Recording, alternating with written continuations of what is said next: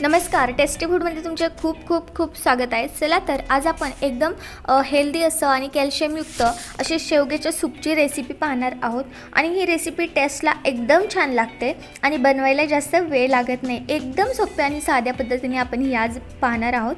चला तर लगेचच रेसिपीला सुरुवात करूयात.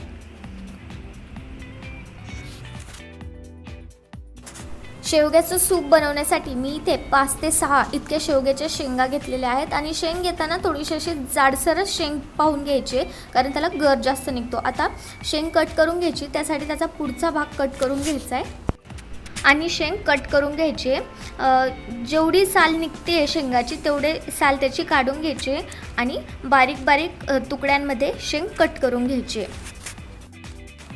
इथे आपली शेंग कट करून झाली. याचप्रमाणे आपण सगळ्या शेंगा कट करून घेऊयात. इथे आपल्या सगळ्या शेवग्याच्या शेंगा या कट करून झालेल्या आहेत, तर त्या शिजण्यासाठी कुकरमध्ये टाकून घेऊयात. तर इथे आपण सगळ्या शेवग्याच्या शेंगा कुकरमध्ये टाकून घेतलेल्या आहेत. शेवग्याच्या शेंगाबरोबर अजून यामध्ये काही जिन्नस घालायचे आहेत. तर मी इथे एक मीडियम आकाराचा कांदा कापून टाकलेला आहे. खूप बारीक करण्याची गरज नाही आहे. आणि एक मीडियम आकाराचा टोमॅटो देखील टाकलेला आहे. आणि 4 ते 5 लसणाच्या पाकळ्या घातलेल्या आहेत आणि 2 हिरव्या मिरच्या घातलेल्या आहेत. आता यामध्ये पाणी घालायचे. साधारणतः 2 ते 2.5 ग्लास इतकं पाणी घालायचं आहे शिजण्यासाठी. आता यामध्ये चवीपुरतं थोडंसं मीठ टाकून घेऊया आणि थोडीशी हळद टाकून घेऊया आणि याच्या 4 शिट्ट्या काढून घेऊयात आणि कुकर थंड करून घेऊयात. इथे आपण कुकरच्या 4 शिट्ट्या काढून घेतल्यात आणि कुकर थंड करून घेतलाय.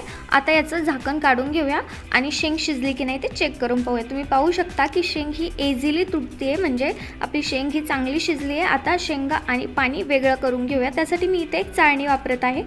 चाळणी एका पातेल्यावरती ठेवून घ्यायची आणि शेंगा आणि पाणी सेपरेट करून घ्यायचं आहे.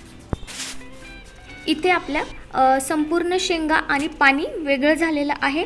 आता या शेंगा थंड करून घेऊयात आणि हे जे स्टॉकचं पाणी आहे ते टाकून द्यायचं नाही, ते आपण पुढे वापरणार आहोत. आणि आता शेंगा थंड करून घेऊयात.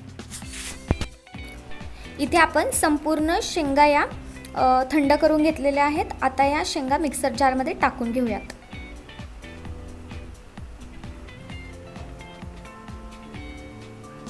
इथे आपण संपूर्ण शेंगा या मिक्सर जारमध्ये टाकून घेतलेल्या आहेत. आता काय करायचं, थोडंसं स्टॉकचं पाणी यामध्ये ॲड करायचं आणि हे बारीक दळून घ्यायचं.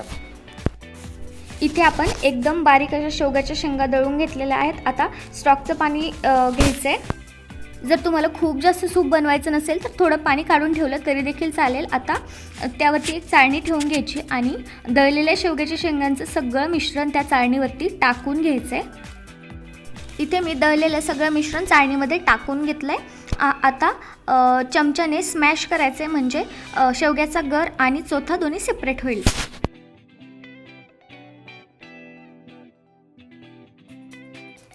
इथे आपला शेवग्याचा गर हा संपूर्ण स्टॉकमध्ये मिक्स झालेला आहे आणि वरती फक्त चोथा उरलेला आहे.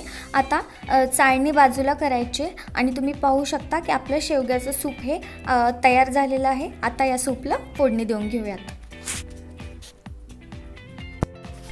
फोडणीसाठी आपण कढई गॅसवरती ठेवून घेतली आहे. कढई गरम झाली आहे. आता यामध्ये 1 चमचा इतकं तूप घालूया. कढईमध्ये आपण 1 चमचा इतकं तूप घालून घेतलं आहे. तूप थोडंसं गरम झालं की यामध्ये जिरं घालायचं आहे. आता यामध्ये 1 चमचा इतकं जिरं घालूया. जिरं थोडंसं तडतडलं की यामध्ये अद्रक आणि लसूण याचे बारीक केलेले तुकडे घालून घ्यायचे. हे सगळं मिक्स करून घेऊया आणि याचा कच्चेपणा जाऊपर्यंत हे परतून घेऊया आणि फ्लेम ही लोच ठेवायची आहे. आता यामध्ये थोडेसे पांढरे तीळ घालूया आणि ते देखील छान मिक्स करून घेऊया. आता यामध्ये थोडीशी हळदी पावडर घालायची आणि यामध्ये आता सूप घालून घेऊया आणि सूप छान मिक्स करून घेऊया. आता यामध्ये अर्धा चमचा इतकी काळी मिरी पावडर घालायची आहे आणि काळी मिरी पावडर देखील छान मिक्स करून घ्यायची आहे. आता यामध्ये चवीपुरतं मीठ घालायचं आहे. मीठ थोडंसं बेतानेच घालायचं आहे, कारण शेंगा शिजताना देखील आपण मीठ घातलं आहे.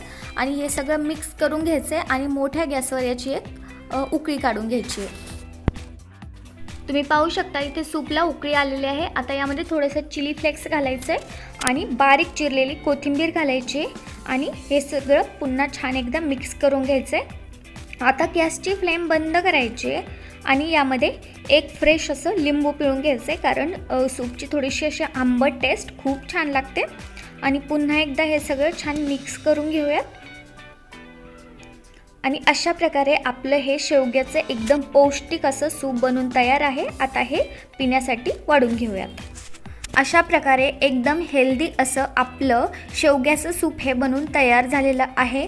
हे प्यायला खूप छान लागतं। हे तुम्ही गरम गरमच प्या, गरम गरम याची टेस्ट खूप छान लागते आणि बनवायलाही जास्त वेळ लागत नाही। शेवग्यामध्ये कॅल्शियम असतं, विटॅमिन ए असतं, विटॅमिन सी असतं, यामुळे हे शरीरासाठी खूप पौष्टिक आहे। हे आठवड्यातून एकदा तरी प्यायलाच पाहिजे। तुम्ही हे एकदा नक्की ट्राय करा, तुम्हाला देखील हे नक्कीच आवडेल। आणि जर व्हिडिओ आवडला असेल तर लाईक करा आणि चॅनलवर नवीन असाल तर सबस्क्राईब करा। थँक्यू।